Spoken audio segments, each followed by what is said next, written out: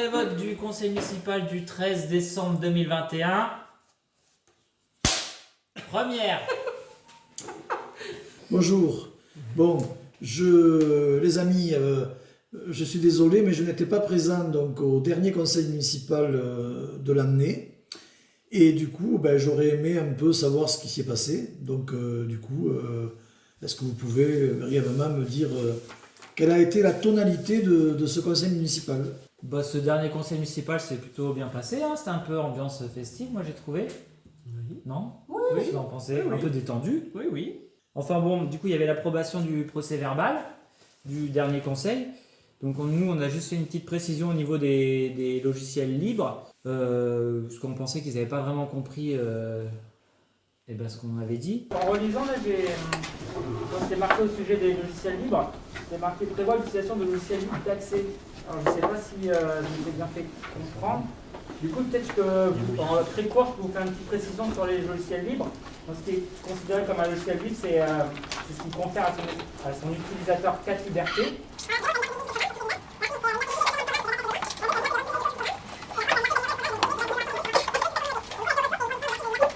Et en fait, c'est un peu comme avec la voiture. Et même si on n'est pas mécanicien, si on a envie d'ouvrir le capot et de voir comment c'est à l'intérieur, on a le droit. Et on peut vérifier s'il n'y a pas de fuite, si les niveaux sont corrects, changer une roue. Alors que si la voiture a été conçue comme un logiciel propriétaire, on ne pouvait pas ouvrir le capot, démonter ses pneus et changer ses phares. Voilà. J'enlève l'accès en fait, c'est ça. Voilà. Donc, tiro libre. Non, accès.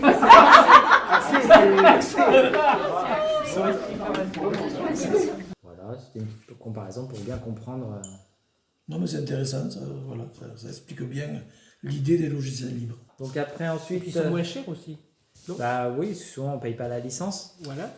Puis surtout, c'est quand même, quand on parle d'éducation nationale, c'est quand même un service public. Donc se dire qu'on laisse les logiciels à des entreprises privées, à des normes. Et qu'on dépend d'elles en plus. Et qu'on dépend d'elles derrière pour toute cette utilisation. Bon, c'est pas forcément l'exemple à donner pour un service public comme l'éducation nationale. Et c'est vrai que le logiciel libre, il partage un peu nos valeurs, c'est-à-dire celle de la connaissance, la diversité, l'égalité et la liberté, alors que l'univers du logiciel propriétaire, il enseigne la propriété intellectuelle, la confiance aveugle et l'inégalité sociale. Donc nous, on se retrouve plus dans les valeurs du libre. Voilà. Et puis surtout, c'était une proposition et avec condition de discuter justement avec l'équipe pédagogique. On n'imposait pas du tout quelque chose qui est mordicus, on voulait le logiciel libre dans l'école. Il fallait que ça soit accompagné et que ça soit bien compris. Oui, non mais... Donc ensuite...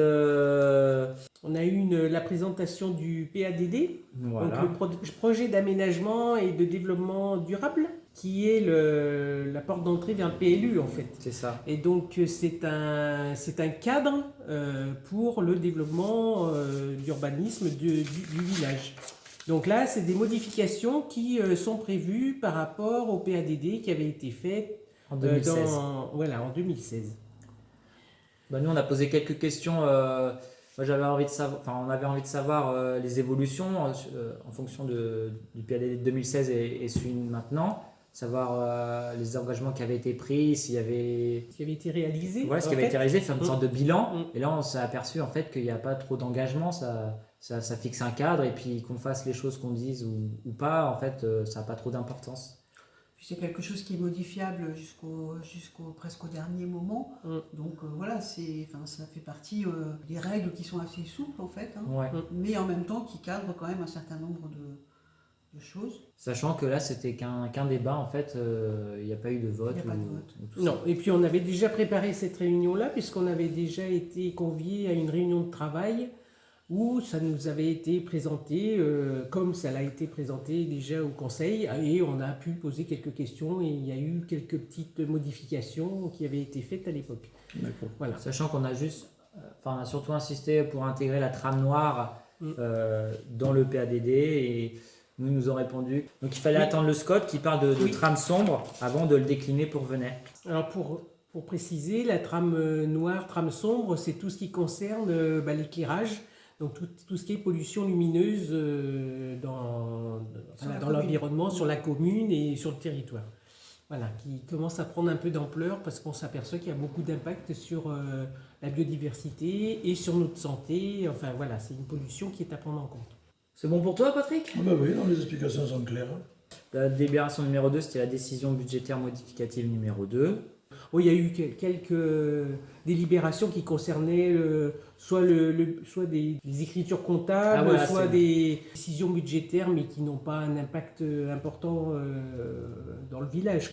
Donc la délibération numéro 3, c'était l'autorisation de réaliser des dépenses d'investissement avant le vote du budget prévisionnel 2022.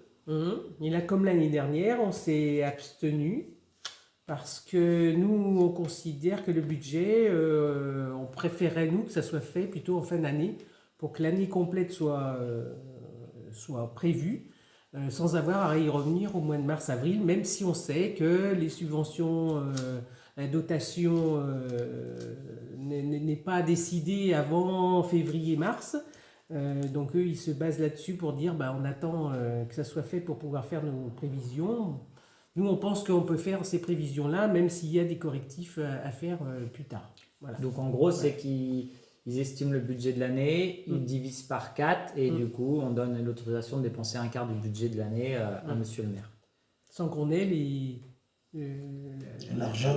sans qu'on ait la prévision de budget voilà. pour l'année, quoi. Voilà. Ensuite, donc, on a eu 2 délibérations sur des autorisations de programmes et crédits de paiement, c'est-à-dire des prévisions sur un projet donné. On évalue le budget global et puis par année, combien on aura à dépenser.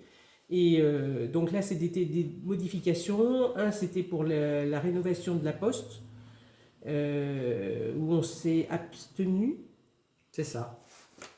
Alors pourquoi on s'est abstenu? C'est parce que pour nous, le projet de la poste est beaucoup trop gros, sachant qu'il ne rénove pas tout. L'intérieur ne rentre pas dans la rénovation. Et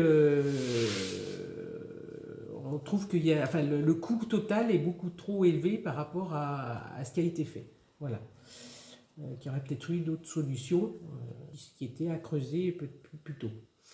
Et ensuite, la deuxième sur le réaménagement des services techniques, là où on était pour, puisque là, c'était important que la rénovation soit faite pour qu'ils aient des meilleures conditions de travail. La délibération numéro 6, c'était sur l'admission en non-valeur de créances publiques. En gros, c'était sur l'effacement d'une créance, d'une dette impossible à recouvrer. Donc voilà, ça représente à peu près un peu moins de 5 000 euros. Voilà. Donc ça, on a voté pour. Ensuite... Donc la délibération numéro 7 concerne la modification des tarifs communaux. La modification principale concerne... le droit de place et de stationnement des commerçants à Venerque. Oui, donc on va dire hors du marché, et donc qu'ils puissent s'installer plus facilement en dehors du marché. Donc ce sera beaucoup plus accessible, genre food truck, genre magasin ambulant, genre spectacle ambulant, voilà. Est-ce qu'il y a des chiffres qui ont été avancés? Oui. Ah c'est gratuit. Ah oui, là c'est gratuit, mais C'est important de le dire. c'est sur une certaine période. Voilà, donc que ça soit ponctuel ou par abonnement, donc régulier peut-être toutes les semaines, c'est gratuit jusqu'au premier trimestre 2022. Voilà, c'est le dernier trimestre 2021 et le premier trimestre 2022. Par exemple, il y a l'installation d'une boulangère. Le jeudi soir, en même temps que la MAP, Ouais, c'est ça. donc qui se trouve à l'Oustalé et qui vend son pain. Donc ça, on a voté pour. Ensuite, la délibération numéro 8, c'était la demande d'une aide financière au titre de la DETR 2022 pour la construction d'une salle des fêtes. Donc la DETR, c'est la dotation d'équipement des territoires ruraux. Voilà. Et là, qu'est-ce qu'on a fait? On s'est abstenu, je crois, non? Ah non, on a voté pour. Bon, alors. Donc tout ce qui est demande de subvention, en principe, on vote pour, parce qu'on ne veut pas non plus bloquer les projets. Donc, je sais pas. Le coût de l'opération, c'est à peu près 3 millions d'euros. Voilà, et donc l'aide de l'État et la subvention peut-être de 300 000 euros maximum. Donc la délibération numéro 9, c'était aussi une demande d'aide financière pour l'équipement cette fois-ci de la future salle des fêtes comme lieu de programmation culturelle. Et on a voté pour. Voilà. Donc pour ça, la commune elle avait prévu de doter la salle de matériel scénographique, d'un gradin mobile, d'une paroi mobile dans la salle de spectacle, d'aménager des loges, un espace de billetterie. Donc le total des dépenses est estimé à 500, un peu plus de 520 000 euros hors taxes. Donc là, on a demandé une aide de... Comment Donc là, ils ont fait c'est une aide à peu Clara près de 25%. Qui correspond à un peu plus de 130 000 euros. Voilà. Et d'ailleurs, je ne sais pas si c'était pas le lieu pour discuter de ça, mais on est loin quand même de l'idée d'un équipement d'une salle de spectacle. Voilà. Parce que je pense qu'ils auraient pu aller plus loin dans l'aménagement scénographique. Alors qu'ils considèrent que, comme cette salle va avoir plusieurs... Enfin, on ne va pas faire le débat là, mais je pense qu'en matière de scénographie, si on avait voulu que cette salle devienne une vraie salle de spectacle, il aurait fallu aller bien plus loin. Bon, la délibération numéro 10, c'était sur l'instauration des heures complémentaires et supplémentaires pour les agents communaux. Donc il était important de préciser, de faire valider donc, au conseil municipal le détail de l'attribution d'heures supplémentaires, le détail des conditions d'attribution d'heures supplémentaires ou complémentaires. Donc on a voté pour, bien sûr, pour que l'ensemble des personnels puissent en bénéficier. Disons Donc, que ça nous a fait poser question sur le cuisinier, voilà, c'est la situation de la cantine scolaire à Venerque, puisque le cuisinier est en arrêt maladie et qu'en attendant d'un remplacement ou d'un nouveau cuisinier, eh bien c'est le second qui fait office et donc qui a pris la charge de cuisinier et aussi de responsable des agents de nettoyage. Et en fait, on se pose la question par rapport à sa rémunération, puisque la rémunération n'a pas été mise à la hauteur du cuisinier tel qu'il l'avait. Et même si ses primes sont au maximum, voilà, pour nous, c'est une situation qui est pas... qui doit pas être pérenne, ou alors qu'ils améliorent la rémunération du second. Est-ce qu'ils ne pourraient pas prendre la rémunération provisoirement Voilà. Qui apparemment c'est pas possible, bon, pour des histoires de catégorie, etc. Mais on ne dit pas. Ça veut dire que vous pensez que socialement, rémunérer un salarié à sa juste valeur, c'est une mesure sociale? Patrick, là, la délibération numéro 11, c'était sur la dénomination d'espace public et d'un chemin communal. Et donc nous, on a été pour la dénomination. Après, peut-être que toi, tu peux nous dire comment ça s'est un peu passé pour ce... C'est-à-dire que je me souviens qu'au sein de la commission urbanisme, il y avait eu comme une espèce pas d'enquête, mais enfin, on avait sollicité un certain nombre de personnes, et entre autres les membres de la commission, pour éventuellement donner des noms, puisqu'il fallait renommer certaines rues de Venerque, et que moi-même j'avais fait des propositions, d'autres certainement en avaient fait aussi, mais finalement, c'est pas celle-là qui a été retenue, quoi. Donc le choix n'a pas été fait en commun. Voilà, disons que après le choix, on ne sait pas trop comment il a été fait. C'est ça. Du coup, le rond-point d'Intermarché est dénommé maintenant Jean Desclos. Alors, voilà. Jean Desclos. Voilà. Et le parc situé à l'arrière de la mairie, le parc Jean Arnaud. Voilà, et c'est 2 anciens maires de Venerque. C'est ça. Et la dernière délibération, c'est sur la convention de mutualisation des services de police municipale des communes de Venerque et du Vernet. Donc en gros, c'était une réactualisation de la convention qui existait déjà, parce qu'on avait recruté une deuxième... Comme on a 2 équipes qui sont maintenant à égalité, puisqu'ils sont 2 policiers à Venerque, un policier et une policière à Venerque et 2 policiers au Vernet, eh bien on pouvait de nouveau contractualiser puisqu'on est à égalité. Après, la question s'est posée sur quelles missions étaient mutualisables. Donc on nous a dit qu'effectivement les tâches sur lesquelles ils allaient travailler mutuellement seraient plutôt lorsqu'il y a des événements, voilà, donc c'est ponctuel. C'est ponctuel lorsqu'il y a des événements ou des opérations particulières. donc particulière de police municipale. Ça peut être de la réglementation routière, ce genre de choses. Bon, voilà, nous on est... Intervention comme il y a eu au moment des inondations, là, des dernières inondations. Oui, par exemple. Voilà, mais ça se pratique depuis très longtemps. Enfin, quand il y a un des villages a besoin de Voilà. soutien, voilà, ça se fait naturellement, on va dire. Mais donc là, pour nous, on était pour effectivement mutualiser ponctuellement lors des événements. Par contre, on était vraiment contre l'idée de monter une équipe commune de police, c'est-à-dire avoir 4 policiers sur le territoire. Donc du coup, on s'est abstenu sur cette délibération. Voilà, parce qu'on pense qu'on a un risque de dérive Sécuritaire. Sécuritaire, voilà.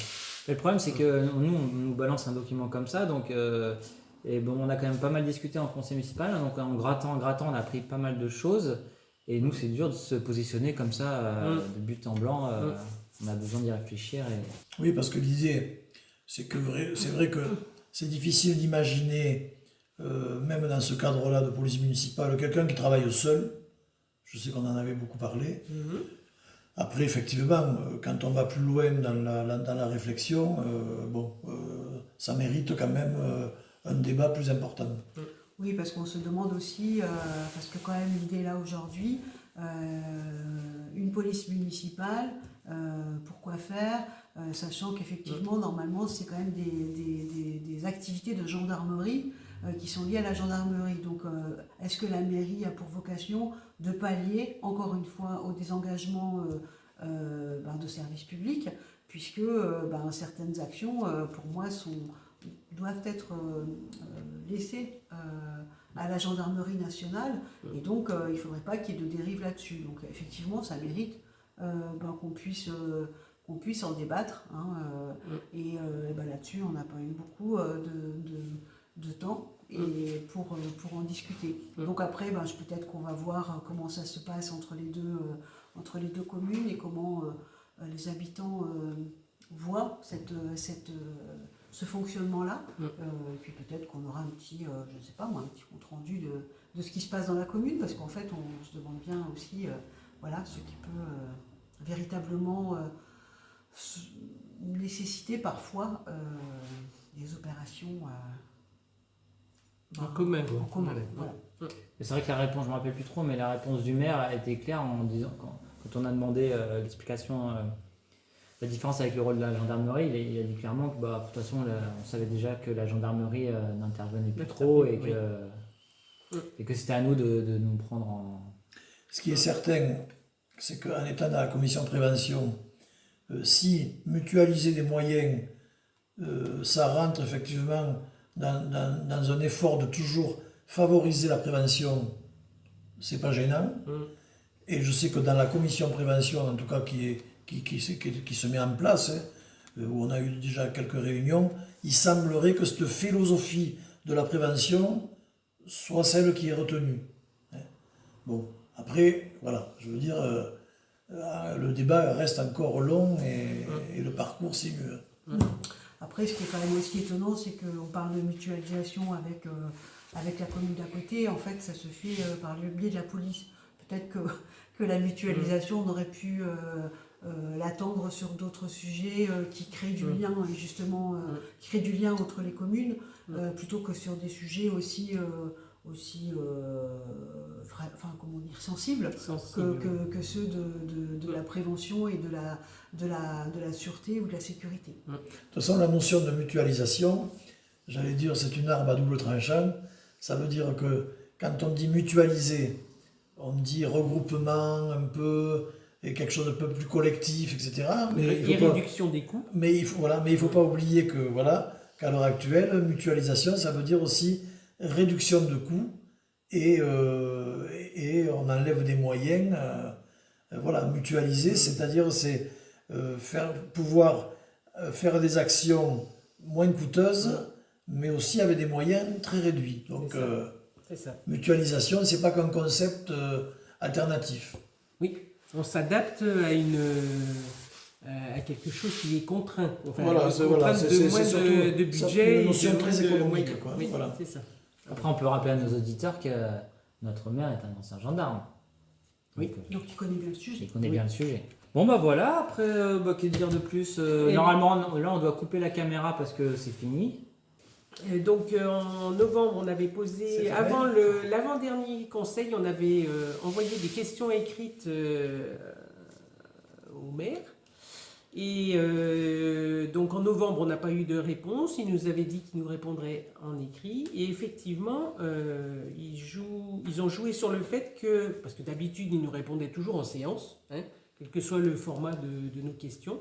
Et là, maintenant que c'est filmé, ils ont décidé d'appliquer à la lettre le règlement intérieur qui dit que lorsqu'on pose des questions écrites, la majorité, donc là le maire peut répondre en écrit et donc ne pas passer en séance. Voilà. Donc du coup pas filmé, pas de réponse comme ça en direct. Donc nous ce qu'on a décidé maintenant, c'est qu'on ne poserait que des questions orales. Alors évidemment les questions orales c'est bizarre, mais il faudra qu'on les écrive et on les enverra, je crois que c'est 48 heures avant le conseil. Oui, tout à Donc, fait.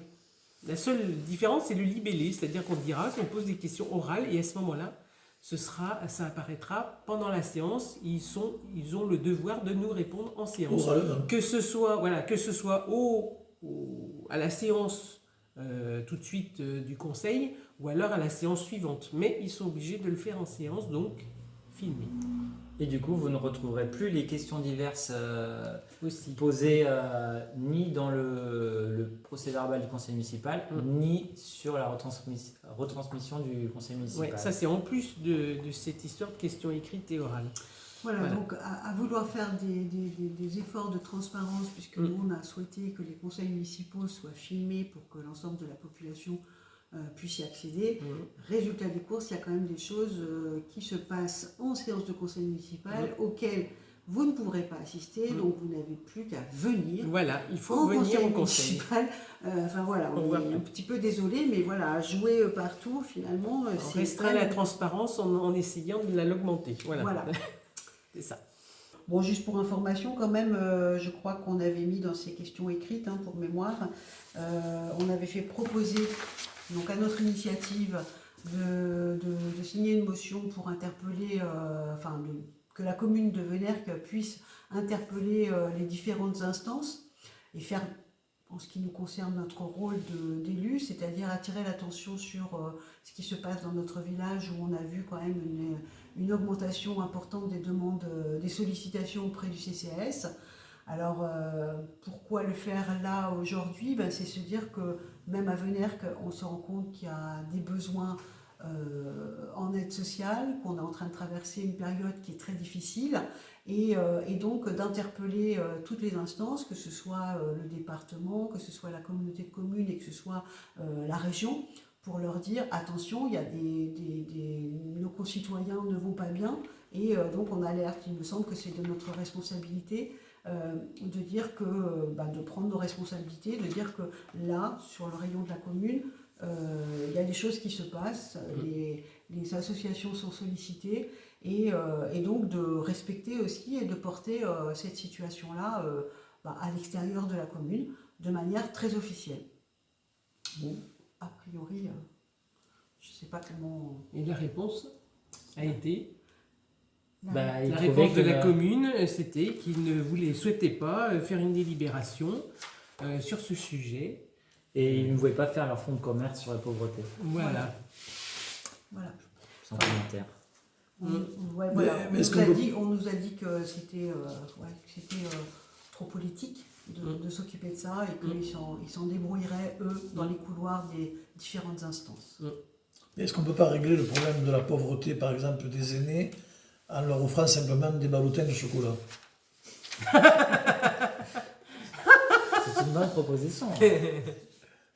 Donc voilà, on avait posé aussi la question d'une parcelle de terrain qu'on avait vue sous Roche qui était avant. Alors on se demandait comment c'était possible est-ce que cette parcelle elle était en vente, est-ce que c'est un terrain, est-ce que c'était un terrain constructible. Donc on attend la réponse de la mairie. On a également demandé... L'état détaillé des contentieux. Oui. On a demandé d'autres. Qu'on a eu, hein, d'ailleurs, on a eu la liste des contentieux et on a demandé le bilan social. Oui. Le bilan social des agents communaux. Et donc là, on nous a dit que ce n'était pas élaboré pour le moment. Donc on n'a aucune date, on ne sait pas si on l'aura. Voilà. Donc le bilan social, pour nous, c'était important de l'avoir, c'est-à-dire parce que là, au vu des derniers conseils municipaux, on a vu qu'il y avait beaucoup d'agents qui étaient soit en arrêt maladie, soit on faisait appel à des CDD. Donc l'idée, c'était de comprendre un petit peu ce qui se passait, d'avoir des éléments un peu plus quantitatifs, voire qualitatifs sur l'ensemble des personnels. Bon, c'est un document qui doit être... qui est légal, hein, donc voilà, qui fait le bilan du nombre de postes, de CDD qui ont été employés, enfin voilà, et de la répartition homme-femme, enfin la grille des salaires, enfin voilà, le total de la masse salariale, enfin voilà, qui permettent aussi de savoir un petit peu, parce qu'on a besoin de l'appréhender d'une manière un peu plus fine, hein, voilà quel est le fonctionnement du personnel, enfin, voilà, des agents qui travaillent pour la commune. Qu'est-ce qu'on a demandé d'autre? On a demandé le rapport du SDEC pour, je sais pas, depuis au moins 3-4 fois, et finalement là ça y est, on l'a. Donc on va pouvoir l'étudier. On a demandé aussi combien de temps allaient rester les déblais qui étaient sur le chemin longeant la zone d'activité, la Tuilerie. Donc là ils vont rester quelques mois. On a demandé aussi combien coûtait l'abonnement à la plateforme Clickcoon, donc qui sert notamment à publier le marché des denrées alimentaires pour la restauration collective. Nous, on a demandé, donc ça coûte pas très cher, hein, 289 € pour une clé de codage. Et en fait, on se posait la question parce que l'année dernière, ça a été publié que sur cette plateforme-là. Et du coup, Mais on trouvait qu'il n'y avait peut-être pas assez d'ouverture pour toucher plus de fournisseurs. Donc est-ce que ça ne vaudrait pas le coup de publier sur plusieurs plateformes pour avoir plus de réponses à... Voilà. Et on nous a répondu qu'a priori, les autres plateformes, on n'aurait pas eu plus de propositions. Mais bon, on n'en est pas si certains que ça. Ben oui, sinon à quoi ça sert d'avoir d'autres plateformes? Oui. Voilà. Ouais. Bon, au sujet du recrutement d'un cuisinier pour renforcer l'équipe, la mairie avait reçu 3 candidatures, mais il n'y en a eu aucune qui correspondait. Et voilà, puis après, 2-3 autres questions. Vous ne devez pas parler de la loi Egalim, non? Si. Donc nous, on a redemandé... donc, la loi Egalim, c'est... je ne sais pas si on vous en a déjà parlé, mais sûrement, on en parle assez souvent. Hein. Oui. Donc c'est une loi qui impose 50% de produits locaux et ou de produits de qualité, en gros, dont 20% de produits bio. Donc elle est mise en application le 1er janvier 2022.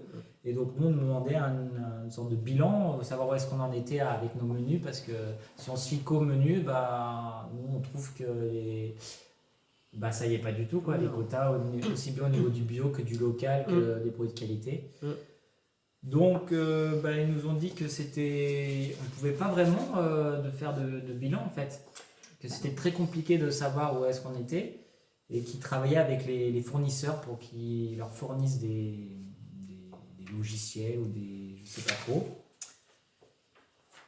Ce qui est marrant, c'est qu'en commission école, quand on demande, quand on dit qu'on a des doutes sur le respect de la loi Egalim, on nous dit que tout va très bien et qu'il n'y a pas de souci et qu'il faut arrêter de voir des problèmes là où il n'y en a pas. Alors que de l'autre côté, on nous dit que en fait, on ne peut pas savoir. Oui. Voilà.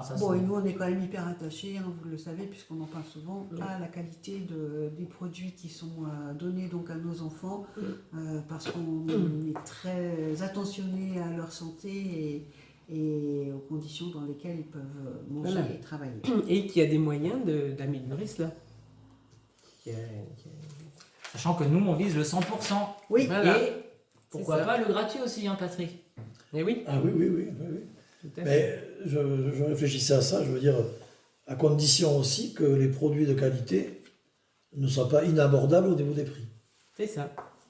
Parce qu'il y a quand même une réalité qui fait que l'accès au bio à l'heure actuelle est plutôt réservé à des personnes on va dire, qui ont les moyens financiers. Oui, mais enfin Patrick, tu sais, on a quand même voté l'histoire des tarifs et on avait la possibilité sur Oui, le oui. tarif de la cantine, Oui. puisque j'entends ce que tu dis effectivement sur la nourriture bio, mais là on a baissé les prix du repas pour l'ensemble des enfants, c'est vrai, donc ça c'est plutôt bien puisqu'il faut que tout le monde accède à la cantine. Par contre, on aurait pu peut-être se garder une petite soulte pour améliorer la qualité par rapport à des prix du repas pour certaines personnes qui sont largement abordables. Donc, je veux dire, il faut, à mon avis, essayer de trouver Un compromis. un juste équilibre, nous, d'ailleurs, on était contre cette idée-là, de tout mettre dans une réduction totale des prix, puisqu'il y avait une subvention de l'État, mais de effectivement baisser le prix du repas, mais garder une enveloppe pour améliorer la qualité des produits. Alors ça, c'est une question, moi je pense, essentielle, hein, c'est vrai, mais bon, tellement essentielle que, effectivement, travailler avec des fournisseurs locaux qui, même s'ils ne sont pas totalement bio, sont quand même dans quelque chose de raisonné et de qualité, voilà, et faire attention que les produits bio aussi, la grande distribution s'en est emparée. Ça veut dire qu'ils font des prix exorbitants alors que les producteurs de ces produits sont très mal rémunérés. Donc la question du bio, moi je trouve que c'est une question qui est essentielle en matière d'alimentation. Parce qu'il faut faire attention que le bio reste quelque chose de local, quoi, voilà. On pourrait par exemple imaginer, plutôt pour en être sûr et pour que ce soit hyper local et en circuit hyper court, de se dire mais pourquoi n'envisage-t-on pas, ne se penche-t-on pas sur la question de faire une régie municipale à Venirque. Comme ça, déjà on maîtrise on maîtrise la production.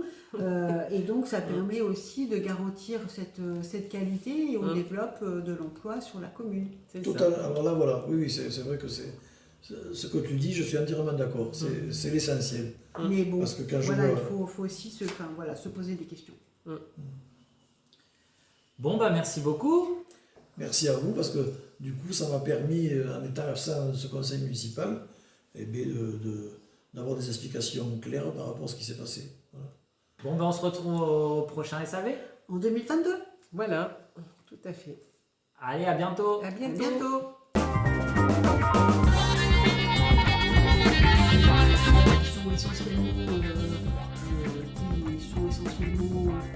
Sont essentiellement concernés, Non, parce qu'il y a plein de trucs, il y a le cimetière, il y a tout, enfin il y a plein de trucs.